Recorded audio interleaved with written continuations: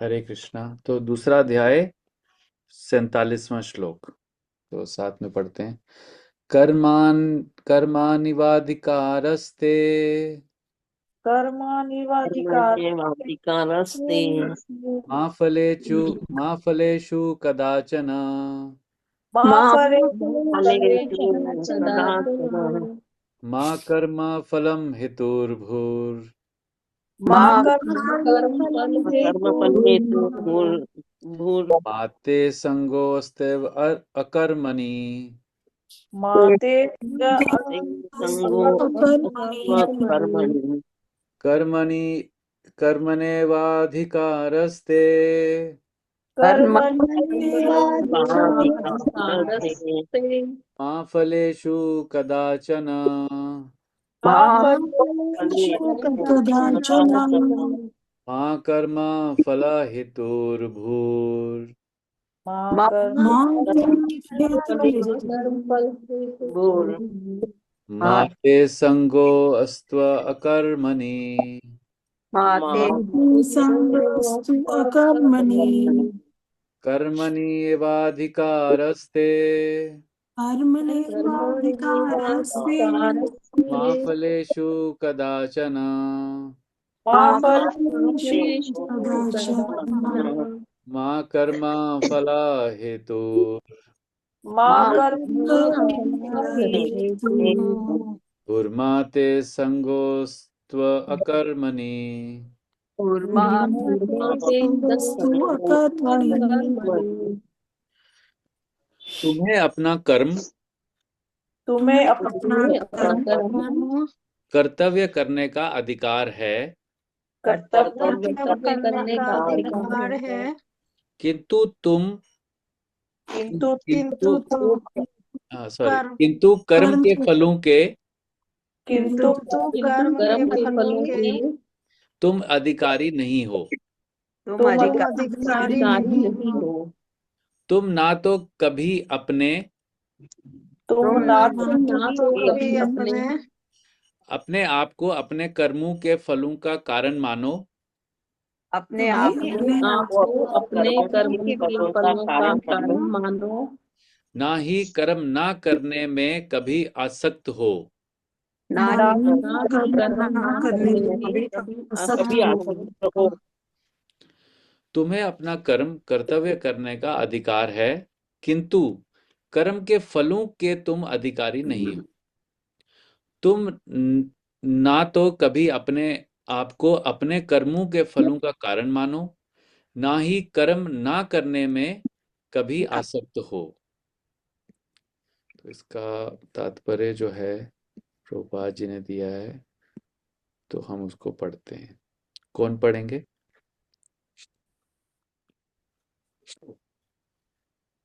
पढ़ो प्रभु जी। पढ़िए मत। हरे कृष्ण। यहाँ पर तीन विचारणीय बातें हैं। कर्म, स्वधर्म, विकर्म तथा अकर्म। कर्म, स्वधर्म वे कार्य हैं जिनका आदेश प्रकृति के गुणों के रूप में प्राप्त किया जाता है। अधिकारी की सम्मति के बिना किए गए कर्म विकर्म कहलाते हैं। और अकर्म का अर्थ है अपने कर्मों को ना करना। भगवान ने अर्जुन को उपदेश दिया कि वह निष्क्रिय न हो, अपितु फल के प्रति आसक्त हुए बिना अपना कर्म करे। कर्म फल के प्रति आसक्त रहने वाला भी कर्म का कारण है। इस तरह वह ऐसे कर्म फलों का भोक्ता होता है। जहाँ तक निर्धारित कर्मों का संबंध है, वे उन तीन उपश्रेणियों के हो सकते हैं, यथा नित्य कर्म, आपातकालीन कर्म तथा इच्छित कर्म। नित्य कर्म फल की इच्छा बिना शास्त्रों के निर्देश अनुसार सत्वगुण में रहकर किए जाते हैं। फल युक्त कर्म बंधन के कारण बनते हैं, अतः ऐसे कर्म अशुभ हैं। हर व्यक्ति को अपने कर्म पर अधिकार है, किंतु उसे फल से अनासक्त होकर कर्म करना चाहिए। ऐसे निष्काम कर्म निस्संदेह मुक्ति पथ की ओर ले जाने वाले हैं। अतएव भगवान ने अर्जुन को फल आसक्ति रहित होकर कर्म सब धर्म के रूप में युद्ध करने की आज्ञा दी। उसका युद्ध विमुख होना आसक्ति का दूसरा पहलू है। ऐसी आसक्ति से कभी मुक्ति पथ की प्राप्ति नहीं हो पाती। आसक्ति चाहे स्वीकारात्मक हो या निषेधात्मक, यह बंधन का कारण है। अकर्म पाप में है, अतः कर्तव्य के रूप में युद्ध करना ही अर्जुन के लिए मुक्ति का एकमात्र कल्याणकारी मार्ग था। हरे कृष्ण। हरे कृष्ण जी। तो ओम अज्ञानतिमिरन्धस्य ज्ञानञ्जनाशलाकया चक्षुरुन्मिलितं येन तस्मै श्रीगुरवे नमः। श्रीचैतन्यमनोभीष्टं स्थापितं येन भूतले स्वयं रूपः कदा मह्यं ददाति स्वपदान्तिकं। वन्देऽहं श्रीगुरु श्रीयुतापदकमलं श्रीगुरून् वैष्णवांश्च श्रीरूपं साग्रजातं सहगण रघुनाथान्वितं तं सजीवं साद्वैतं सावधूतं परिजनसहितं कृष्णचैतन्यदेवं श्रीराधा कृष्णपादान् सहगण ललिता श्रीविशाखान्वितांश्च हे कृष्णा करुणा सिंधु दीनबंधु जगतपते गोपेशा गोपिका कांत राधा कांत नमस्तुते तप्त कांचन गौरांगी राधे वृंदावनेश्वरी वृषभानुसुते देवी प्रणमामि हरिप्रिये वाञ्छा कल्पतरुभ्यश्च कृपा सिन्धुभ्येव च पतितानां पावनेभ्यो वैष्णवेभ्यो नमो नमः। जय श्री कृष्ण चैतन्य प्रभु नित्यानंद श्री अद्वैत गदाधर श्रीवास आदि गौर भक्त वृंद। हरे कृष्णा कृष्ण कृष्ण हरे हरे हरे राम राम राम हरे हरे। नमो विष्णुपादाय कृष्णपृष्ठाय भूतले श्रीमते भक्तिवेदांत स्वामीति नामिने। नमस्ते सरस्वते देवे गौरवाणी प्रचारिणे निर्विशेषा शून्यवादी पाश्चात्य देश तारिणे। श्रील प्रभुपाद की जय और भक्तवृंद की जय। हरे कृष्णा। तो बहुत अच्छा श्लोक है ये। तुम्हें अपना कर्म कर्तव्य करने का अधिकार है, किंतु कर्म के फलों के तुम अधिकारी नहीं हो। यहां तक तो बड़ा क्लियर है, लेकिन जो सेकंड लाइन है उसमें तुम ना तो कभी अपने आप को कर्मों के फलों का कारण मानो, ना ही कर्म ना करने में कभी आसक्त हो जाओ। तो ये जो तुम ना तो कभी अपने आप को कर्मों के फलों का कारण मानो, इससे क्या समझ आता है हमको? यस, कविता माता जी बताइए।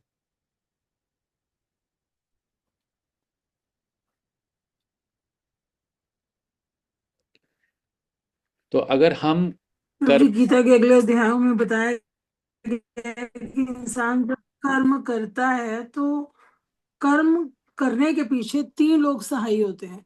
एक तो जीव स्वयं, एक प्रकृति और एक भगवान। जब भगवान सैंक्शन करते हैं तो प्रकृति असिस्ट करती है उस जीव को उस कार्य को करने के लिए।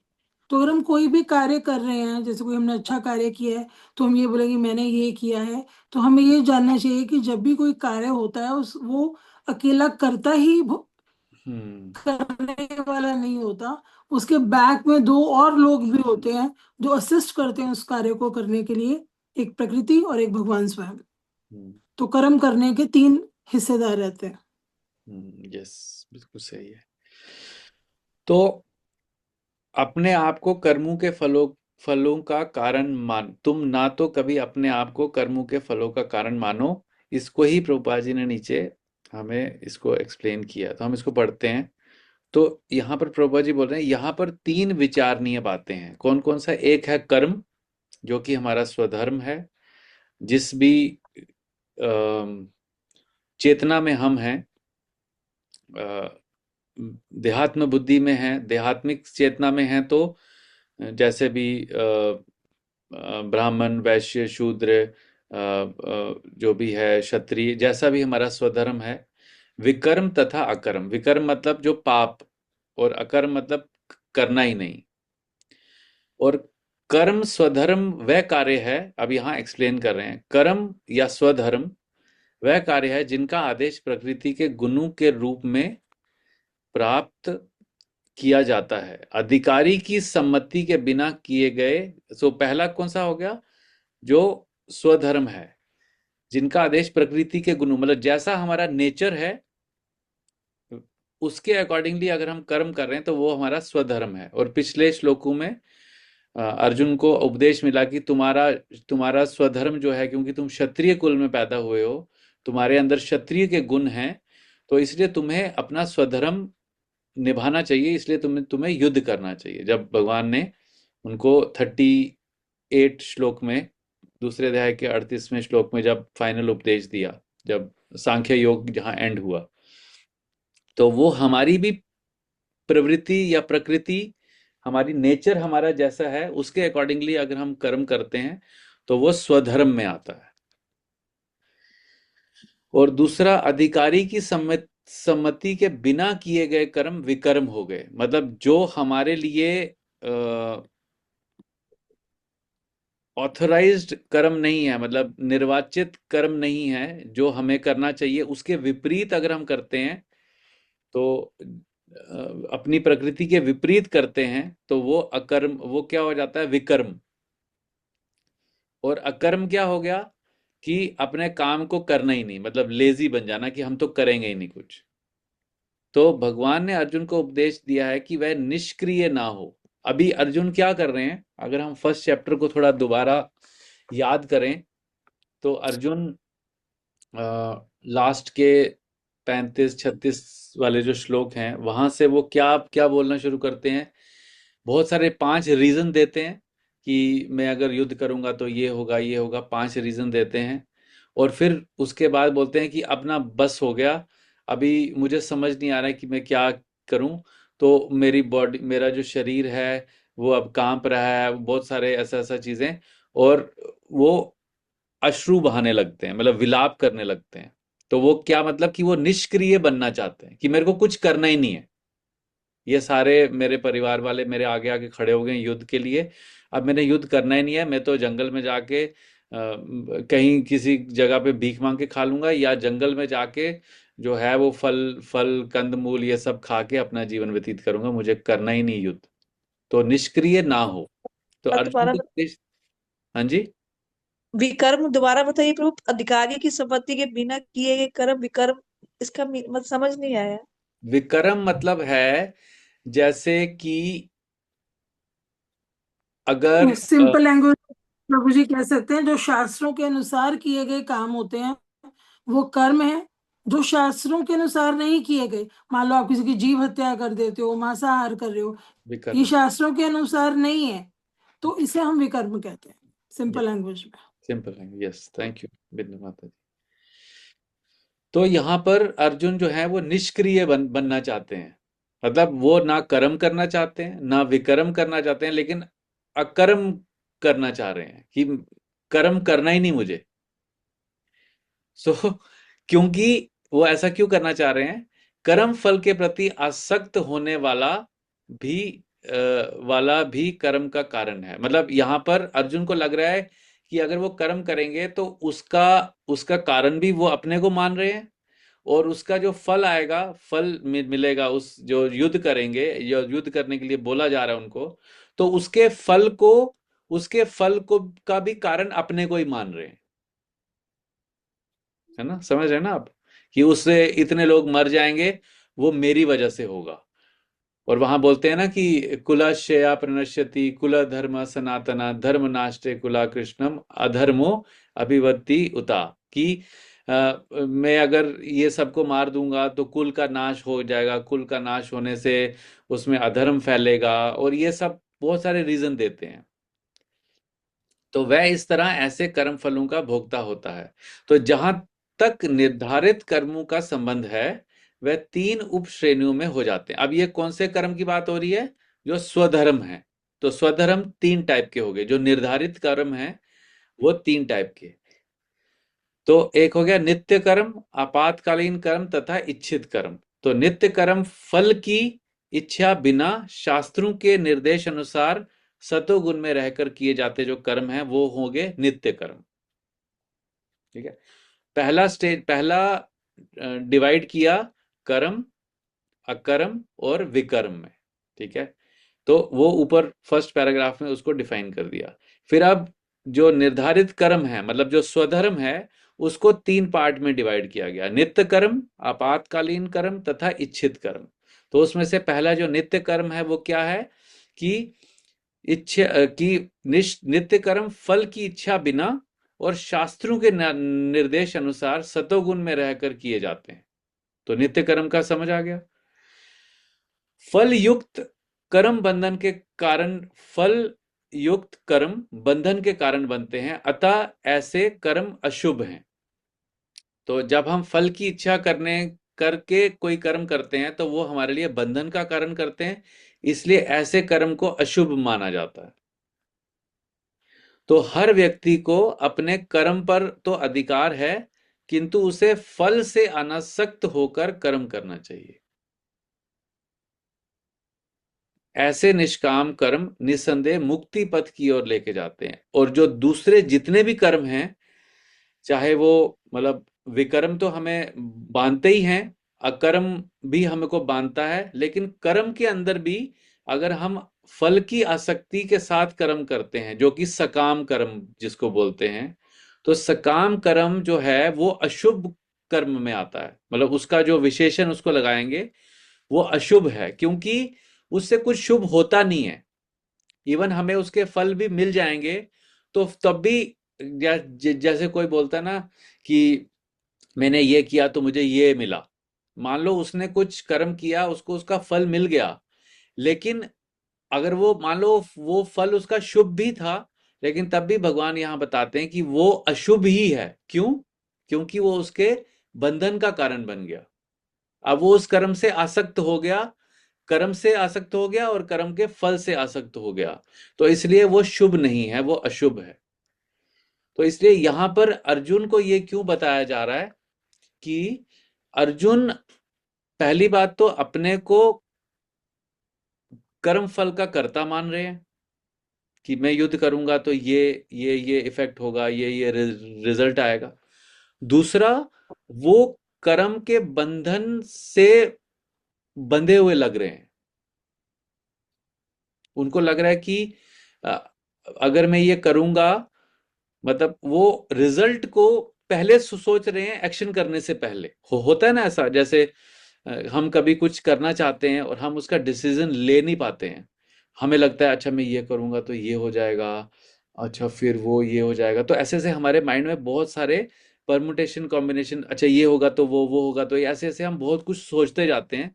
तो वो वही वही यहाँ अर्जुन के साथ हो रहा है कि वो कर्म इसलिए नहीं कर पा रहे हैं क्योंकि वो कर्म के फल के बारे में बहुत ज्यादा सोच रहे हैं।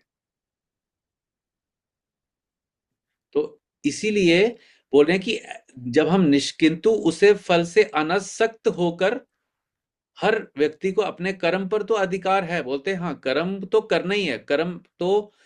और यही भगवत गीता में जो 5 चीजें हैं, जो 5 टॉपिक सब्जेक्ट्स डिस्क्राइब किए हैं, उसमें से कर्म ही जो है वो हमारे अधिकार में है। हम कर्म ही सिर्फ कर सकते हैं, बाकी 4 जो हैं वो फिक्स्ड हैं: ईश्वर, जीव, समय और प्रकृति। ये 4 फिक्स हैं, हम इसमें कुछ चेंज नहीं कर सकते। सिर्फ हम क्या कर सकते हैं, कर्म को चेंज कर सकते हैं, मतलब कर्म कर सकते हैं, कर्म पे हमको अधिकार है, किंतु उसे फल से अनासक्त होकर कर्म करना चाहिए।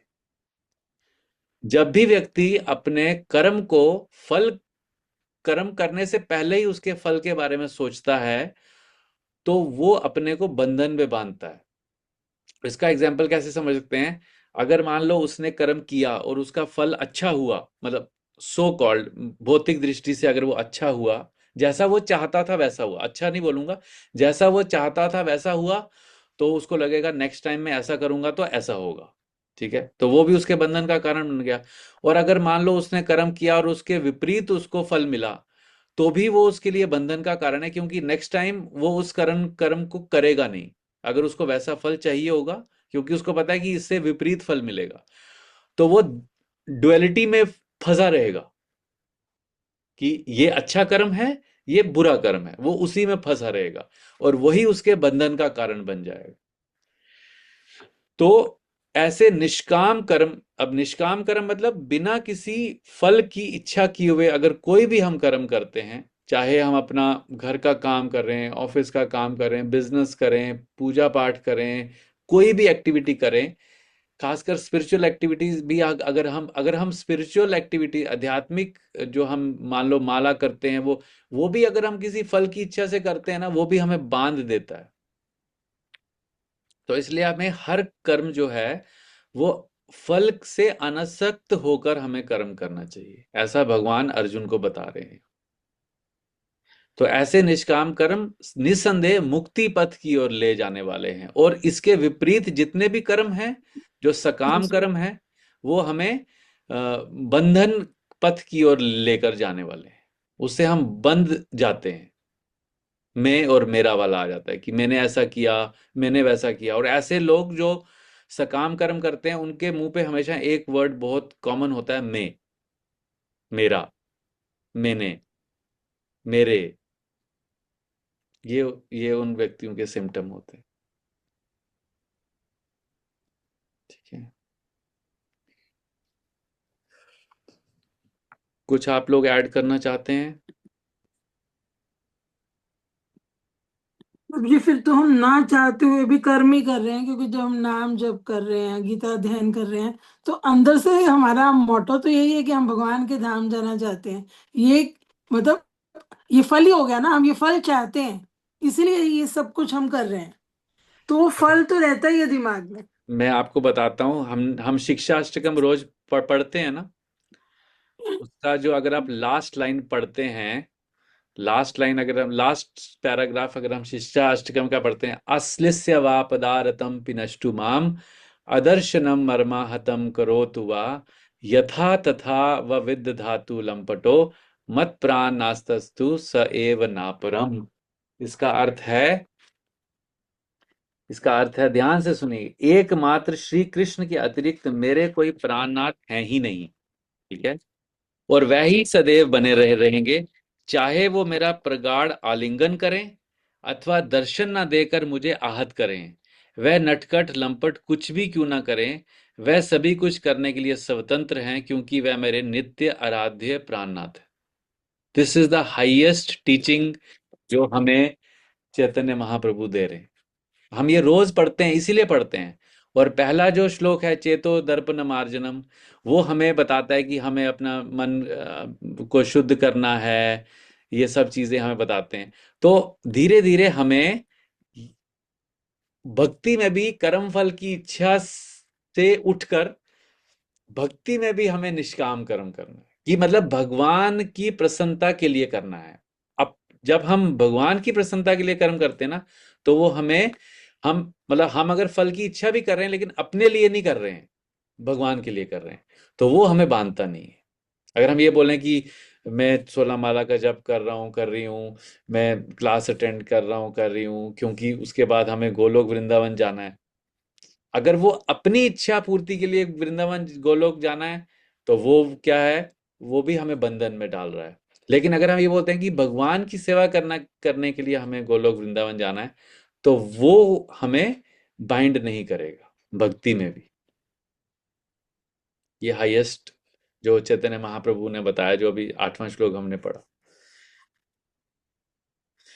ठीक है, तो इसलिए भक्ति की भी बहुत सारी स्टेजेस हैं। धीरे धीरे जब हम नेक्टर ऑफ डिवोशन पढ़ेंगे, भक्ति रसामृत सिंधु, और खासकर जब श्रीमद् भागवतम में सुखदेव गोस्वामी जो हैं, वो महाराज परीक्षित को उपदेश देते हैं, तो उसमें बहुत सारी ऐसी बारीक चीज़ों पे वो टिप्पणी करते हैं कि मतलब भक्ति अभी हमारे लिए जिस लेवल पे हम हैं, हमें उस लेवल से ही भक्ति करनी है, लेकिन हमें एटलीस्ट पता होना चाहिए कि मेरा अभी जो भक्ति है, वो भी, उसका भी कोई मोटिव है, और वो मेरा पर्सनल मोटिव है या भगवान के लिए वो मोटिव है। ये हम इस पे सोचना शुरू कर सकते हैं अब। तो धीरे धीरे जैसे हम भगवत गीता पढ़ते जाएंगे ना, तो हमें सिक्वेंशली हमें सारी चीजें क्लियर होती जाएंगी कि एक्चुअली में भक्ति क्या है, क्योंकि Bhagavad Gita is nothing but भक्ति, इसके अलावा इसमें कुछ है नहीं। और ठीक है, तो भक्ति भी करनी है तो निष्काम। अब प्रभु जी यही श्लोक एक स्टूडेंट के पॉइंट ऑफ व्यू से अगर समझे तो वो कहेगा मैं मेहनत कर रहा हूँ, हम्म। ठीक है, अब यहाँ लिखा फल की इच्छा मत करो, तो वो पास और फेल की अगर इच्छा ही नहीं करेगा तो वो मेहनत कैसे करेगा, वो से what motivates him to do hard work, हाँ, क्या अगर चीज वो उसे मोटिवेट करेगी वो मेहनत करे फिर, क्योंकि फल तो यहाँ भगवान स्वयं ही कह रहे हैं फल की इच्छा अगर मत वो करो। स्टूडेंट डिवोटी नहीं है, जैसे प्रभुपाद जी के बहुत सारे शिष्य हैं, उनके आगे बहुत सारे शिष्य हैं, कुछ आईआईटी से पढ़े हुए हैं, कुछ एमबीबीएस बहुत अच्छे अच्छे कॉलेजेस से एमबीबीएस कर रहे हैं। अगर हम राधे श्याम प्रभु जी का एग्जांपल लेते हैं, गौरांग प्रभु का एग्जांपल लेते हैं, ये लोग आईआईटी से पढ़े हुए हैं, और ये जब कॉलेज में थे तब से ही ये डिवोशन लाइफ में थे, लेकिन इन्होंने एमटेक और बीटेक क्यों इतने बड़े प्रीमियर इंस्टीट्यूट से फिनिश किया? बिकॉज ये अपनी उस क्वालिफिकेशन को भगवान की सेवा में लगा सकते थे, ये उनको बताया गया, तो वही आज वो कर रहे हैं। तो अगर एक स्टूडेंट है, अगर वो डिवोट, अगर उसके अंदर डिवोशनल कॉन्शियसनेस है, वो स्पिरिचुअली एनलाइटेंड है व्यक्ति, स्टूडेंट, तो वो इसलिए कर्म करे, इसलिए पढ़ाई करे कि जो पढ़ाई से जो वो धन कमाए, पढ़ाई से जो उसको फेम मिले, पढ़ाई से जो उसको उसको जो अंडरस्टैंडिंग मिले, उसको जो विवेक बुद्धि मिले, उसको वो भगवान की सेवा में लगाए। और अगर कोई नॉन डिवोशनल स्टूडेंट है तो फिर उसके वो लिए तो तो बन मोटिव जाएगा, रहेगा ना, बन वो जाएगा, तो एक मेहनत इसलिए करता है कि पास हो जाए, अच्छा वो तो रैंक बन आ जाए। जाएगा ना, वो तो बन जाएगा। हम्म। उसके बाद वो इसी इसी चक्कर में बंद के फिर वो बेचारा रैट रेस में फंस जाएगा, वो रैट रेस में फंस जाएगा, और वो उससे उसको स्ट्रेस होगा, निकल नहीं पाएगा वो, जब तक उसको ये समझ नहीं आएगा कि अब मैं, कि मेरे को भगवान की के लिए कर्म करना है ना। तो ये इसलिए मटेरियल एजुकेशन जो है, खासकर जो अभी मॉडर्न इंग्लिश एजुकेशन है, वो इसलिए lack of good word, but वो डोंकीज को क्रिएट कर रहा है। मनी ओरिएंटेड है वो, हाँ, मतलब पैसा डोंकी है ना, कमाओगे फटाफट। उसको कैरेट दिख रही है तो वो काम कर रहा है। डोंकी को गाजर दिखती है तभी तो वो आगे आगे जाता है, धोबी उसको आगे लकड़ी पे गाजर लगा के रखता है, तो वो डोंकी डोंकी गधा उनको ये बनाते हैं, मूढ़, मूढ़। ठीक है, तो हम अपने अंदर खुद से आकलन कर सकते हैं कि अभी मैं जो भक्ति कर रहा हूँ और जो भक्ति कर रही हूँ, क्या वो भगवान की प्रसन्नता का मेरा मेरी इच्छा क्या है कि भगवान इससे प्रसन्न हो, या मेरे को गोलोक वृंदावन जाना है, या मुझे शुद्ध होना है। ये हमारे लिए क्वेश्चन है, इसको अपने से पूछना है, और हमें पता चलना चाहिए कि हम क्या कर रहे हैं। हम ऐसे भी समझ सकते हैं कि अभी तो हमारा मोटो यही है अपने आप को शुद्ध करना, अपने आप को गोलोक भेजना, यस। लेकिन धीरे धीरे धीरे वो मैं शायद हमें से निकल हाँ, जाए और बस हम उसी के लिए हम अभी लव कार्य कर रहे हैं, उसी के अटेन लिए करने के हम, लिए भगवान के पास जाने चाहिए। वो मैं क्यों आ रहा है, क्योंकि हमारे अंदर 6 जो असुर बैठे हैं वो बोल रहे हैं यस। तो धीरे धीरे जब हमारे हार्ट क्लीन होगा ना, चित्त का मार्जन होगा, तो ये भाव हमारे अंदर आएगा कि बस मुझे भगवान की प्रसन्नता के लिए ही कर्म करना है, बाकी और कोई मोटिव नहीं है मेरा। तो यही हमारे मन की शुद्धि है, हमारी चेतना की शुद्धि के लक्षण है, हाईएस्ट लेवल पे। ठीक है, तो इसको यहीं आज हम विराम देते हैं। तो 2.47 हमने आज किया, और आगे कंटिन्यू मंडे को करेंगे। हरे कृष्णा, शिला प्रभुपाद की जय, गौर भक्त वृंद की जय।